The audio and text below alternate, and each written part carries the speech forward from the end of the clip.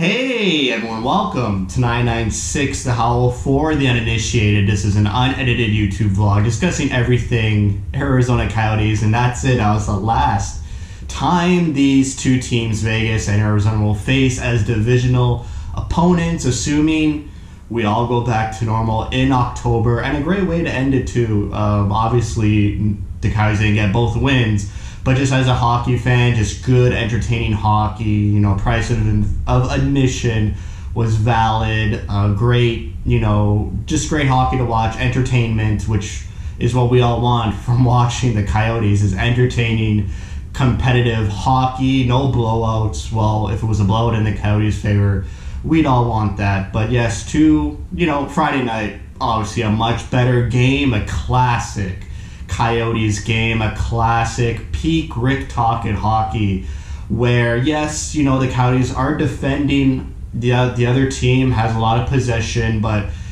the other team doesn't have space to move around and make nice plays. They're always pushed to the perimeter.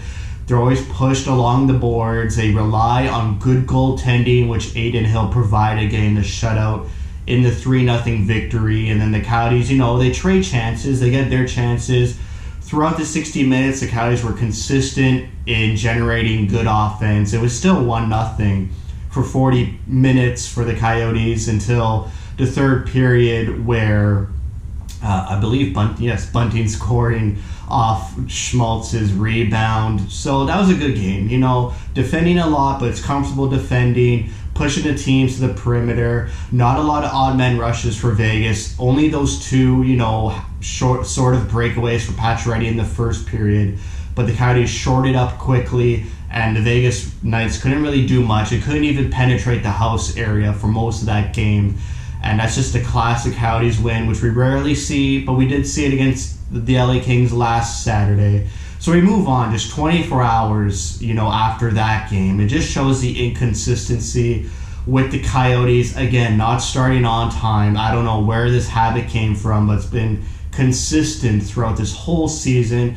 It's never really been a problem for previous seasons. I don't remember complaining about it or noticing it so much in previous Rick Tocchet campaigns, but this season it's like almost every game, just a terrible first period. They only muster 3 shots. The Vegas Golden Knights had their way in the Coyotes zone, doing whatever they wanted, skating, making plays, a couple odd man rushes, some cross crease passes.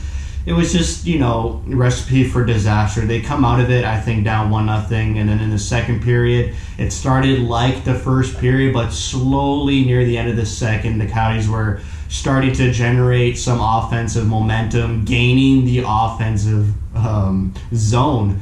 They barely gained the offensive zone in the first period. It wasn't until near the end of the second the Coyotes started to gain the Vegas zone with some consistency and, doing it, every shift, so I'm saying, a lot. So it was a tough game to start. It was 2-0 Vegas. Mark Stone scoring off an odd man rush, which, like I said, we rarely saw Friday night. Going into the third period, Coyotes had good momentum. They generated in the late second, and then the third period was good for the Coyotes. Yes, they scored both goals to make it 2-2, but they just were playing good hockey like they were Friday night. If they played like the third period Saturday night, like they did the first and second, it'd be a much different game. But it was good to see the Coyotes claw back, but it just seemed like a microcosm of the past month for this team. Dig yourselves a hole way too early, claw back, and then it's too little too late, which happened in overtime. Like I said, a microcosm for the past month, because they've been on a terrible losing skid. They lost 9 regulation games out of 11 possible games. They sort of clawed back with a win against Vegas and an overtime loss here, but it's too little too late. They're 4 points out of a playoff spot, with the St. Louis Blues having 2 or 3 games in hand to boot, and the Blues face the Ducks twice next week, and the Coyotes only have 4 games left, so it's pretty much done. Let's talk about the overtime. Don't want to gloss over that too much. A pretty controversial call, just like, remember, in January, where the Coyotes lost 1-0 to the Vegas Golden Knights on a terrible icing call, and again, a pretty weak, ticky-tacky, too many men penalty. Again, the Coyotes taking too many men penalties throughout this season. It's been one of their consistent penalties called against them. Not sure where that comes from. But, it's these calls, like black and white, yes, it was too many men, but that play happens all the time in a game, and it always goes uncalled.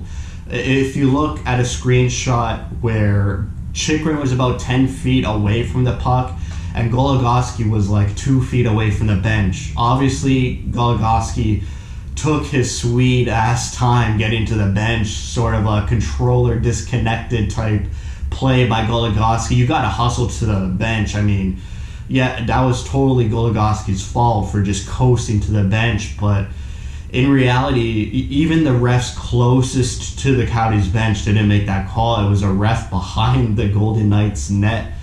And, Chychrun wasn't even near the puck when Goligoski was in an area where no one would call too many men in just a normal situation. So when Chychrun touched the puck, like, Goligoski was on the bench, full stop. Like, 90% of his body was on the bench. He was touching the bench. So even then, it's like, why would they even call that? Just like that icing in January, like, the Coyotes, like any moment in any other game, they would call that icing, but just for some reason the refs decide to call it icing that one time, and it ends up in the back of the net for the Coyotes. So, it's a really unfortunate call. Goligoski should have hustled to the bench. You should always be just hustling and focused, and in a game, like, it's in overtime against Vegas with 4 games left to get points to make it to the playoffs, and you just coast to the bench. It's just absurd. And then Vegas capitalizes on a weak call. Coyotes get 3 out of 4 points. If you told me Coyotes would get 3 out of 4 points against Vegas, I'd be happy. Like, that's probably the best case scenario. I don't see the Coyotes winning back-to-back games against Vegas, but it just magnifies those 2 Shark losses so much. That's going to be the nail in the coffin for this season, those 2 Sharks losses, and then that one LA game where they had a 3-1 lead in the third, and they blew it, losing 4-3 in regulation. So those 3 games, unacceptable, inexcusable, and the downfall for the Coyotes. That's about it. 2 good games. It's really unfortunate that this divisional rivalry never really took off. The Coyotes moving to the Central next season. Like I said, it was unfortunate that the Vegas Golden Knights came into the league where the Coyotes were just entering their first year of a rebuild. It was Rick Tocchet's first season. They were just a really bad hockey team in Rick Tocchet's first season, just not in the right space to create a rivalry. And then Vegas Golden Knights came out of the gate just, strong and with passion and just domination. And we all have sort of like Vietnam flashbacks to Vegas's first inaugural home game where they just smacked the Coyotes. That was a terrible game to watch. I remember Antti Raanta was in there for that game and just getting shelled, and that was a pretty poor game. The Coyotes got blown out of that inaugural Vegas home game, and from then the Vegas Golden Knights just had the Coyotes number. They had some good competitive games here and there, but it was nice to see a good competitive bookend to this divisional rivalry, and we'll see what happens. Maybe, then both teams being in separate divisions will help grow the rivalry a bit more. Coyotes will get some time away. Maybe they get better. Maybe the Vegas Golden Knights maybe get a little bit worse. Maybe Golden Knights, with their new expansion division rivalry in Seattle, maybe that rivalry takes off too. But the Battle of the Desert never really took off. It's unfortunate, but it was just a perfect storm, a bad recipe of 2 teams being in just different situations in their hockey lives. And I'm glad we don't have to face Vegas so many times anymore. Hopefully the divisional realignment happens in October. I hope everything goes back to normal as it should be. But with 4 games left, Coyotes are pretty much out of the playoff picture, just looking for good competitive hockey, entertaining hockey. not looking for bad habits like we saw Saturday night in that first period and first half of that game. And just, always nice to watch the Coyotes win. So just hoping for some wins. That's really all we can look forward to. So that's it for me.